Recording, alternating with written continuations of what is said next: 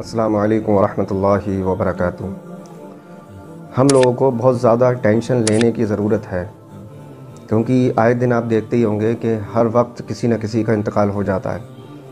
یہ نہیں کہ بوڑھے لوگوں کا، جوان لوگ چلتے پھرتے انتقال ہو جاتے ہیں، لیکن ہم لوگ یہ سوچے بیٹھے ہوتے ہیں کہ ہم بڑھاپے میں آ کر ہم اللہ کی عبادت کریں گے، نمازیں پڑھیں گے اور داڑھی رکھیں گے، قرآن و سنت پر عمل کریں گے۔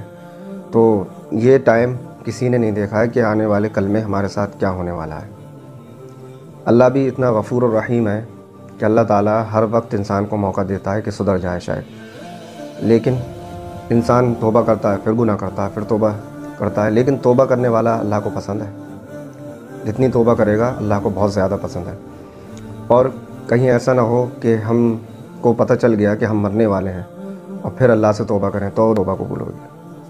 کیونکہ اسی بات میں آج میں آپ کو کچھ احادیث اور قرآن کی آیت بتاؤں گا کہ انسان کی مرنے کے وقت توبہ قبول نہیں ہوتی ہے۔ تو جس وقت انسان کو پتہ چل گیا کہ اب میں گیا، میرے یہ دنیا کا آج آخری دن تھا، اب میں جانے والا ہوں، تو اس وقت اس کی توبہ قبول نہیں ہونا ہے۔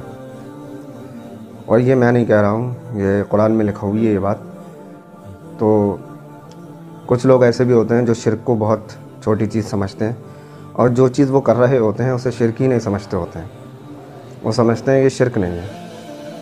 لیکن اللہ ان لوگوں کو ہدایت دے کہ جو اللہ کے ساتھ کسی کو شریک کرتے ہیں۔ تو اب میں آپ کو ایک واقعہ بتاتا ہوں قرآن سے۔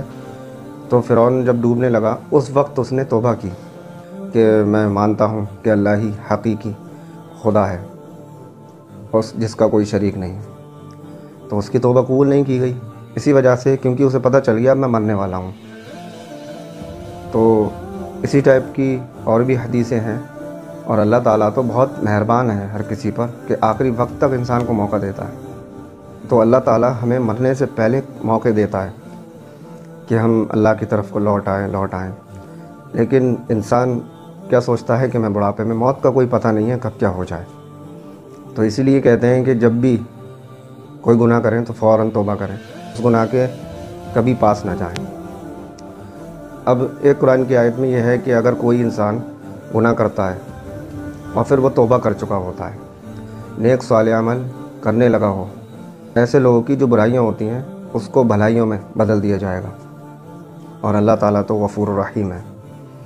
تو یہ اللہ تعالیٰ کتنی محبت کرتا ہے اپنے بندوں سے، لیکن اللہ تعالیٰ کی فرما برداری میں اپنی زندگی گزاریں، بہت زیادہ ٹینشن لیں اور اپنے گھر والوں کو بھی تلقین کریں ان چیزوں کی، کیونکہ جب آپ اپنے گھر والوں سے محبت کرتے ہیں تو کس بات کی محبت؟ آپ دنیا میں تو اپنے گھر والوں کا فائدہ دیکھتے ہیں چیز میں کہ میرے بچے اس چیز میں فائدہ ہو جائے، میرے گھر والوں کو، میرے ماں باپ کو اس چیز میں، میرے بھائی بہن کو اس چیز میں فائدہ ہو جائے، تو آخرت کی زندگی میں فائدہ کیوں نہیں سوچ رہے ہیں؟ تو اب میں آپ کو ایک اور حدیث بتاتا ہوں۔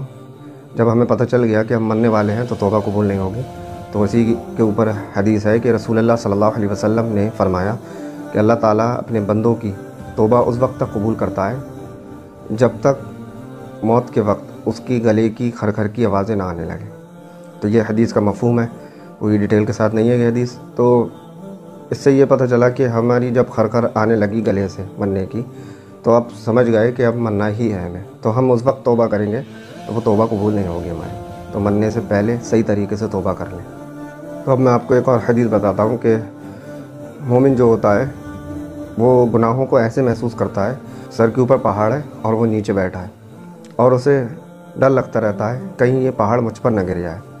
اس طریقے سے مومن جو ہوتا ہے، جو واقعی میں اللہ کی فرما برداری کے مطابق زندگی گزارتا ہے، تو اسے ایسا ڈر لگتا ہے کہیں یہ پہاڑ نہ گر پڑے۔ اور جو بدکار انسان ہوتا ہے اس کو گناہ ایسا لگتا ہے کہ جیسے ناک پہ مکھی بیٹھی تھی، اڑا دی۔ تو اس طریقے کا نہ بنے آپ کہ گناہ کو گناہ سمجھے ہی نہ۔ تو ہم لوگوں کو سوچنا تو چاہیے کہ، لیکن کرتے رہتے ہیں۔ اللہ کا خوف نہیں رہا انسانوں کو، ڈرنا بہت ضروری ہے۔ اگر آپ کتنے ہی گناہ گار ہیں، بار بار توبہ کرتے ہیں، تو اللہ کو یہ پسند آتا ہے۔ اللہ تعالی ہم سب کو توفیق دے۔ السلام علیکم ورحمۃ اللہ۔